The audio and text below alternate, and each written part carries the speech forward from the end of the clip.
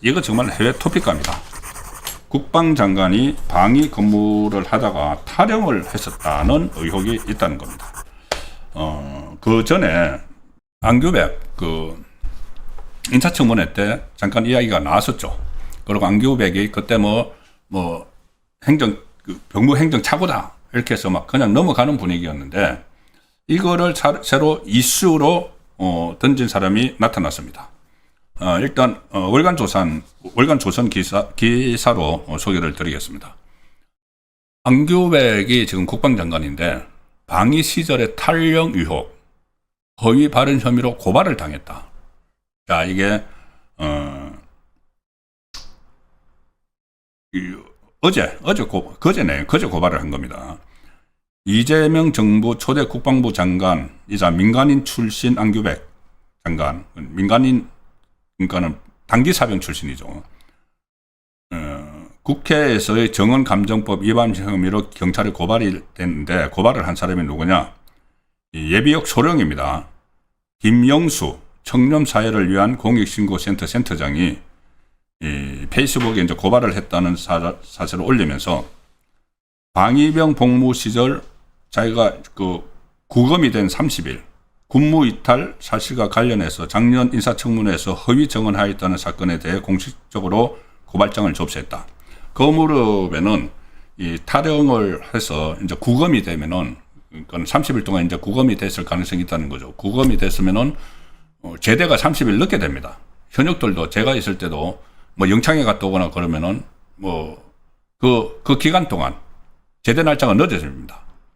그래서 안규백이 통상 방위들이 근무 기간보다 더 많이 했는데 그 기간에 영창에 가 있었던 것 아니냐, 탈영을 했다가, 이런 의혹이 그때 인사청문회에서 제기가 됐었죠.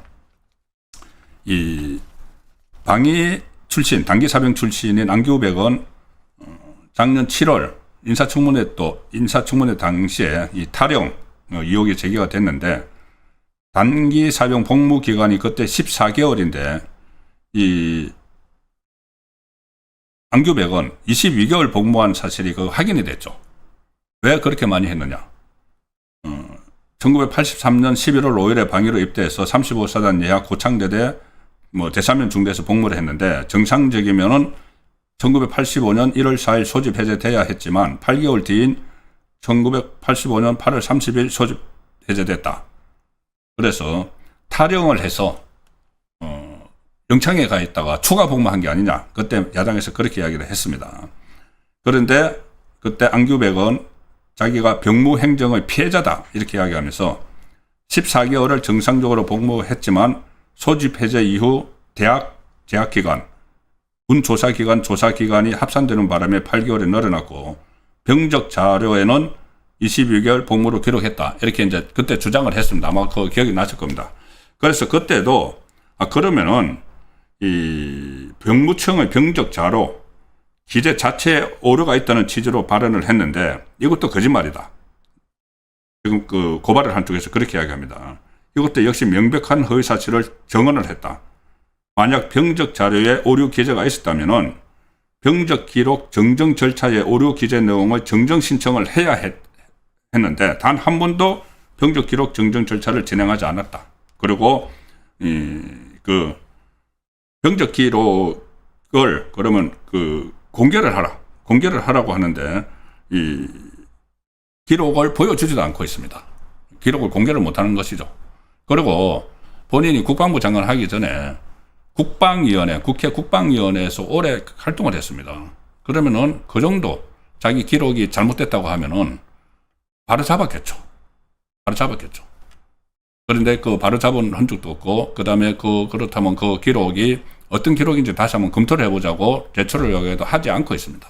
그렇게 이제 그냥 버텨서 끝나는 줄 알았지만은, 탈영 의혹이 고발을 당했기 때문에 허위 발언을 했다는 걸로, 그때 탈영을 지금 처벌할 수는 없죠. 근데 탈영을 안 했었다고, 허위 발언을 했기 때문에 그걸로 이제 고발을 당해서 수사가 들어가야 되는 것이죠. 가뜩이나 안규백은 지금 국방부 장관이라고 하면서 제가 한번 쭉 정리를 해드렸지만은 1년 내내 오히려 우리 군을 무장해제시키는 그런 조치들을 막 취해왔습니다.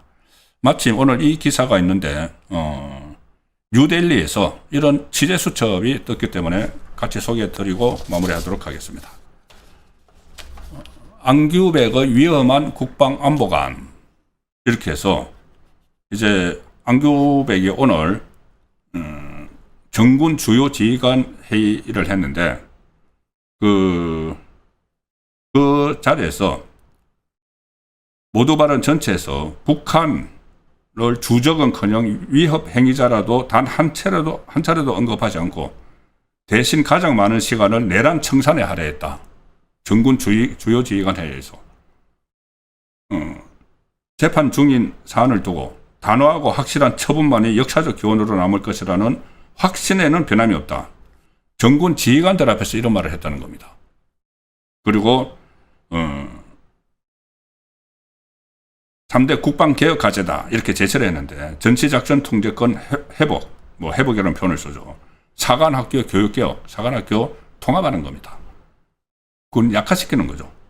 방첩 정보기관 개편이 아니고 폐쇄하는 거죠.